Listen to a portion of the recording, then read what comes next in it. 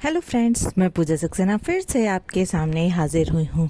जैसा कि आप लोगों ने देखा है कि भाई मेरी एक अलग से प्लेलिस्ट बनी हुई है, जिस प्लेलिस्ट में मैंने चैप्टर नंबर 8 के सबसे पहले कॉन्सेप्ट, उसके बाद 8.1, 8.2, 8.3, 8.4 के सारे question one by one in सब की वीडियो बनाई है और अपलोड करी है। आज चलिए हम उसी से एसोसिएटेड चैप्टर है मेरा, जिसका नाम है सम एप्लीकेशन ऑफ ट्रिग्नोमेट्री, उससे स्टार्ट करते हैं।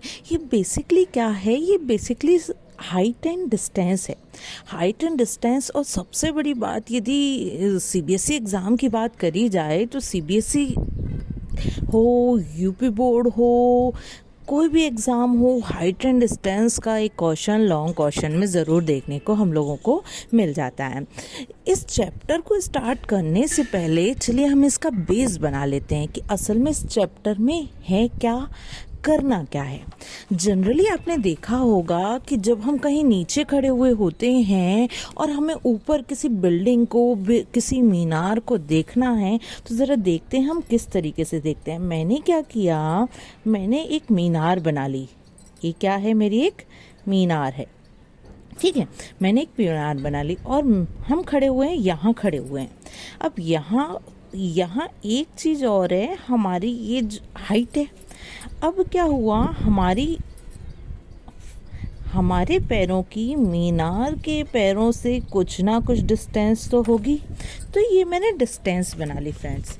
अच्छा, डिस्टेंस बनाने के बाद में हमारी आँखें, यदि हम यहाँ खड़े हुए हैं तो हमारी आँखें इस मीनार के टॉप को देख रही हैं। क्या देख रही हैं? मीनार के टॉप को देख रही हैं। तो हमारी आँखें इस मीनार के टॉप से, अब उस टॉप पर कुछ भी हो सकता है, इंसान खड़ा हो सकता है, कोई ऑब्जेक्ट हो सकता है, तो हमारी आंखें इस मीनार के टॉप से जो एंगल बनाती हैं, देखिए आंखों से देखा जाता है, ये आंखें हैं, तो ये जो लाइन कहलाती है हमारी आंखों की, ये कहलाती है लाइन ऑफ साइट। क्या कहलाती है? लाइन ऑफ साइट, ठीक है।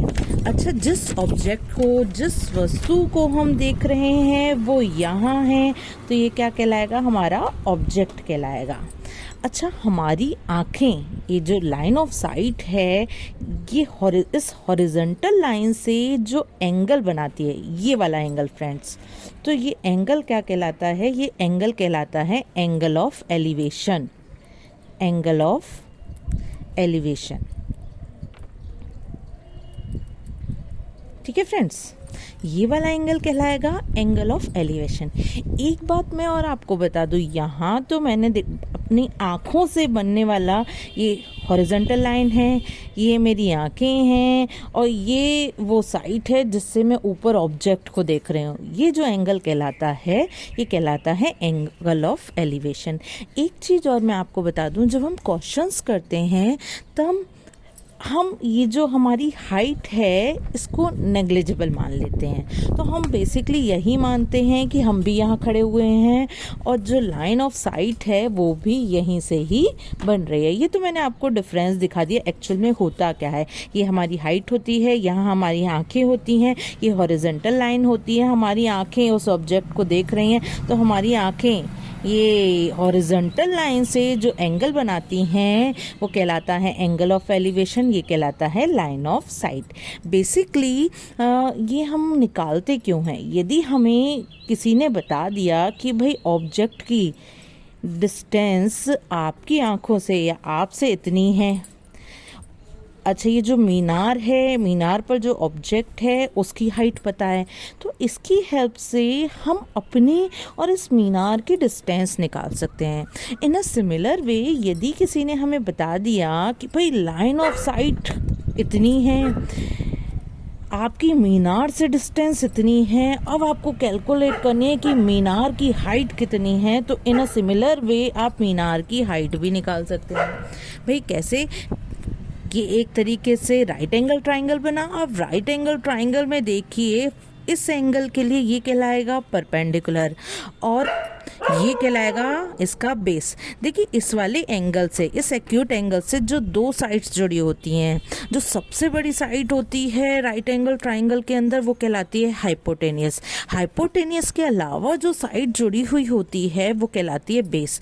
तो मैं कह सकती हूँ कि ये तो आपका हाइपोटेनियस होगा, ये हो गया आपका बेस, और ये आपका क्या कहलाएगा, ये जो मीनार है ये एक तरीके से राइट एंगल ट्राइंगल के लिए परपेंडिकुलर का काम करेगी। अब क्या करते हैं, अब हम ना ऊपर खड़े हुए हैं, हम यहाँ एक मीनार के ऊपर खड़े हुए हैं, ये मीनार है, हम यहाँ खड़े हुए हैं और हमें एक नाव दिखाई दे रही है। ये पूरा हमारा नदी है और यहाँ चल रही है हमारी नाव। अब हमें कैसे भी करके, मैं एक जनरल टर्म उठा रही हूँ कि मुझे क्या करना है, अपनी आँखों से या कहूँ यहाँ मैं खड़ी हूँ, इससे इस नाव की डिस्टेंस फाइंड आउट करनी है फ्रेंड्स, बोट की डिस्टेंस फाइंड आउट करनी है। तो उसके लिए भी हमारा हाइट एंड डिस्टेंस कॉन्सेप्ट जो है वो लग जाता है। इसमें मैं आपको बता दूँ कि देखिए ये तो हमारी है मीनार, ठीक है, यहाँ हम खड़े हुए हैं तो हम अपने आप को भी ऑब्जेक्ट बताएंगे। अच्छा, अब ये हमारी आँखें हैं, हमने अपनी आँखों को ही ऑब्जेक्ट कंसीडर किया। हमारी आँखें अब इस वाली हॉरिजॉन्टल लाइन नहीं, इस वाली, इसी के पैरेलल, ये जो हॉरिजॉन्टल लाइन है इससे जो एंगल बनाएगी, इससे जो एंगल बनाती है फ्रेंड्स, वो एंगल कहलाता है angle of depression. Angle of depression, ये तो था एंगल ऑफ एलिवेशन, ये कहलाता है हमारा एंगल ऑफ डिप्रेशन। ठीक है फ्रेंड्स।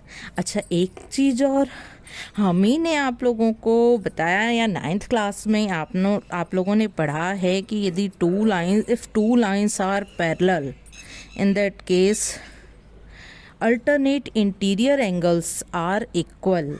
तो यदि ये दोनों, मैंने ये भी हॉरिजॉन्टल लाइन है, ये भी हॉरिजॉन्टल लाइन है, तो ये क्या कहलाएंगे, ये अल्टरनेट इंटीरियर एंगल कहलाएंगे।